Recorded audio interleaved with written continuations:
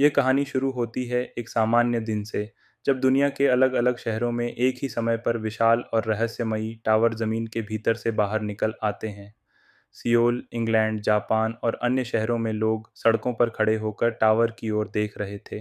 Tower का आकार गोल था और उसकी बनावट प्राचीन आर्किटेक्चर जैसी थी, लेकिन वह इतना ऊंचा और विशाल था कि उसे देखकर हर इंसान दबाव महसूस कर रहा था। टावर के प्रकट होते ही आसमान का रंग हल्का लाल हो जाता है और हवा में एक अजीब पीली धूल फैलने लगती है। लोग कंफ्यूज्ड भी थे, डरे हुए भी और क्यूरियस भी। हर तरफ बस एक ही चर्चा थी। MC engine Huang convenience store के अंदर था। ज़मीन कांप रही थी, शेल्फ्स से सामान गिर रहा था। तभी उसके सामने एक चमकती सिस्टम विंडो खुलती है। You have been selected to become a tower walker and save the world. Will you respond to the call? MC ने तुरंत एक्सेप्ट दबा दिया। एक्सेप्ट दबाते ही उसके चारों ओर एक तेज़ नीला लाइट बर्स्ट निकलता है। टावर के अंदर प्रवेश करते ही मॉन्स्टर्स एक के बाद एक सामने आने लगते हैं। कोई पैनल एक्सप्लेनेशन नहीं, बस सर्वाइवल और डिस्ट्रक्शन की लड़ाई। मॉन्स्टर्स विशाल हरे मस्कुलर बॉडीज, नुकीले हॉर्न्स, सफ़ेद फैंग्स और चमकती पीली आंखों के साथ।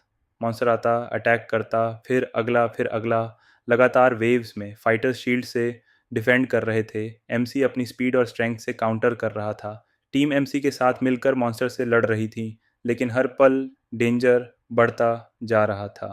मॉन्स्टर वेव को पुश बैक करते हुए ग्रुप एक सील्ड पत्थर की दीवार के सामने पहुंचता है। फाइटर्स कहते हैं, आगे की असली लड़ाई उस पार है, इस दीवार को तोड़ना होगा।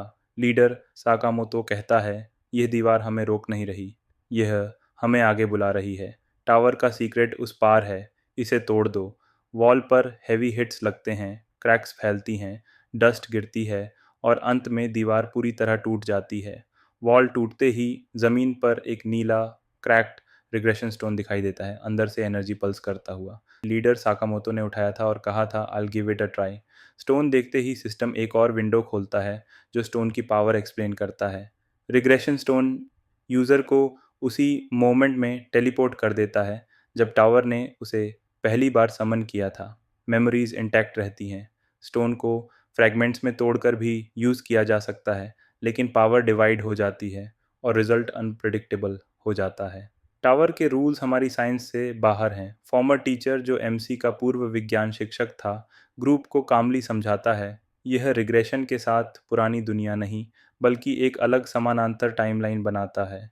हम पास्ट में जीने के लिए नहीं, प्रेजेंट में लड़कर दुनिया बचाने के लिए बुलाए गए थे। टावर की शक्ति हमारी फिजिक्स से बाहर है, इसलिए कुछ भी निश्चित नहीं कहा जा सकता। लीडर स्टोन को एक्टिवेट करता है, एक तेज नीला फ्लैश फूटता है और लीडर पूरी तरह गायब हो जाता है। ग्रुप शॉक में कहता है, वह गायब हो गया। टीचर कहता है, रिग्रेशन के साथ टाइमलाइन स्प्लिट हो चुकी है। वह अब एक नए समानांतर वर्ल्ड में पहुंच चुका है, जहां टावर क्राइसिस फिर से शुरू हुआ है। अब एएमसी सिस्टम की टेम्पटेशन ऑफर को देखता है, लेकिन उसे रिजेक्ट करता है। एएमसी स्टोन को अपने हाथ में लेता है और स्पीयर की जगह अपने हाथों से उसे क्रश कर देता है, ताकि यह साबित कर सके कि उसने पास्ट में लौटने की जगह प्रेजेंट में फाइट चुनकर दुनिया को बचाने का फैसला किया है, न कि भागने का। स्टोन टूटते ही उसकी नीली चमक हवा में डिसॉल्व हो जाती है। एमसी कहता है, यह मेरी आखिरी मंजिल भी हो सकती है, पर मैं यहाँ रुकने नहीं आया, भागने नहीं आया, मैं यहाँ लड़ने आया हूँ।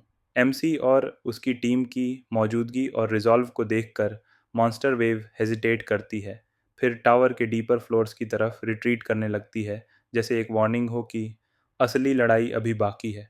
सिस्टम अंत में मोरल देता है, hope rests in the hands of those who weren't tempted by the regression stone and decided to save the world in the present rather than return to the past. यानी जो present में लड़े वही humanity के आखिरी defenders बने।